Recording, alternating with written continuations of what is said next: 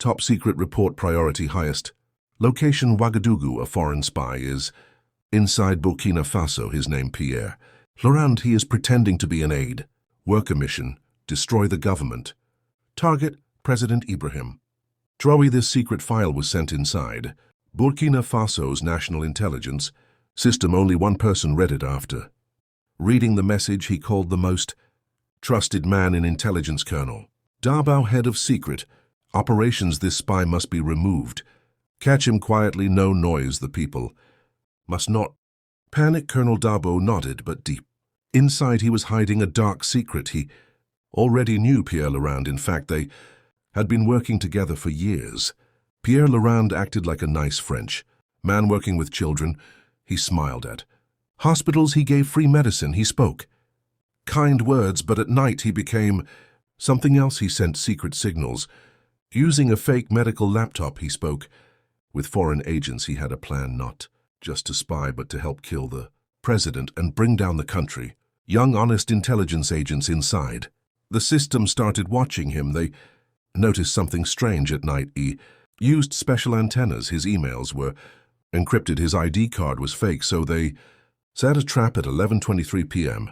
3 black trucks moved through Ouagadougou with no headlights. Inside were soldiers wearing no badges. Their orders: catch the spy, make no noise, disappear into the dark.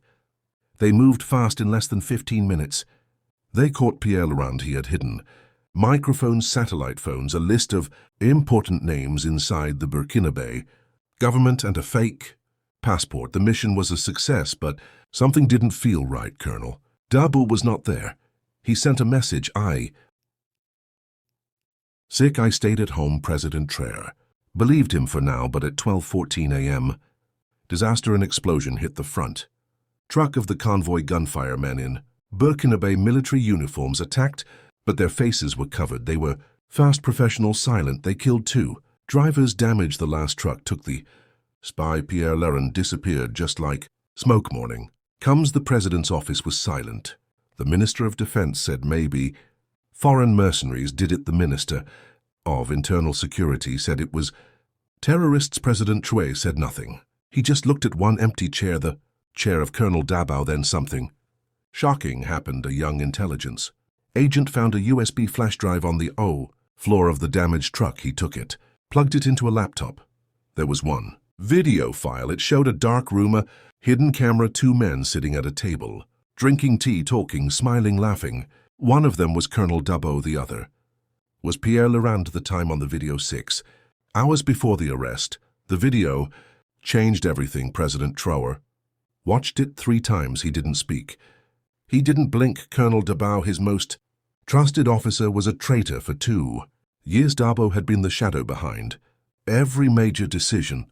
Now he was the shadow trying to destroy him. Traoré called only 3 people that night. No ministers, no public announcement. He created a small secret task force, the Black Unit. It included Captain Kaboe, young but loyal intelligence officer; Agent Mariam, tech expert and data analyst; Corporal Zeta, a former street soldier who now works inside the presidency. Their mission was clear: find Colonel Dabo, find the spy, clean the house. Silently, meanwhile, inside a quiet villa near the edge of the city, Colonel Dabo was not hiding. He was planning with Pierre Lrand, now safe in a secret compound. Dabo met with 4 men, all say high officials. Each one held power. 1 controlled army logistics, 1 managed government communications, 1 oversaw border security, and 1 was a sitting minister. They called themselves the Committee. Their plan was bold: stage a fake uprising in the north, blame it on terrorists, declare a state of emergency, kill or arrest Traoré during the confusion, put Dabo in power for stability. One of the men asked, "What if the people resist?" Dabo smiled. "They won't even know it was us." At the same time, Captain Kabor and his team searched Dabo's digital trail. They hacked into his old emails, his call records, even smart devices in his house. Nothing. He wiped everything, Miriam said, but Corporal Zeta found something: an old key card to a private safe house hidden in a building once used by French contractors, abandoned. Or so they thought. The team moved in silently at night. Inside, they found maps with red marks on military bases, printed copies of Traoré's daily schedule audio, recordings of private cabinet meetings, and one picture a photo of Dabo shaking hands with a man in a European suit on the back of the photo. Phase 3, complete the next morning, the news reported a terrorist attack near the northern region and explosions several casualties. Video footage showed masked men shouting, but Captain Kabor knew it was fake. He recognized one of the terrorists, a government bodyguard who had gone missing 2 weeks ago. The uprising was a lie. It had begun at 300 p.m. while Trey sat in a closed-door cabinet meeting. A small earpiece in his ear buzzed. Mayam's voice whispered, "Sir, the border chief just left his office. He's heading to the French embassy. Fast." Trey didn't move. He looked around the table. He stared directly at the Minister of Public Order, one of the men from the committee. The minister smiled politely. So did the president, but under the table, Traoré pressed a button. On his watch, 30 seconds later, outside the building, 6 plain low officers surrounded a black SUV. Inside, weapons, phones, and a bag with 200,000 in cash. Abakonit had no training, no weapons, no badge. She was just a fruit seller in the busy streets of Ouagadougou. Every morning she stood in the same corner selling mangoes, bananas, oranges, watching people, listening. But one morning she saw a face she never expected. A man walking fast, head down, hoodie over his head. Colonel Dabo. He passed by her stall. She recognized him. Instantly she had seen him many times on TV beside the president, but now he looked different, sweaty, nervous, running. She didn't speak. She didn't shout. She waited until he disappeared down the alley behind the mosque. Then she grabbed her old phone and made a call. "Captain Kababora." "Yes, I think I just saw the man you're looking for." By the time the black unit arrived, Dabo was gone, but they searched the area and found a trail.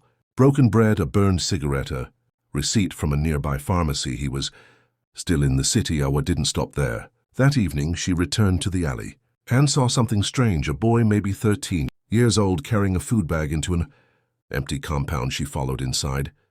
Hidden behind a broken wall was a small room with supplies, bottled water, clothes, a medical kit, a blood-stained towel. It was a hideout. She took pictures and sent them to Agent Mayam. Confirmation came quickly. Colonel Dabo had been there less than 24 hours ago. That night, Awa didn't sleep at home.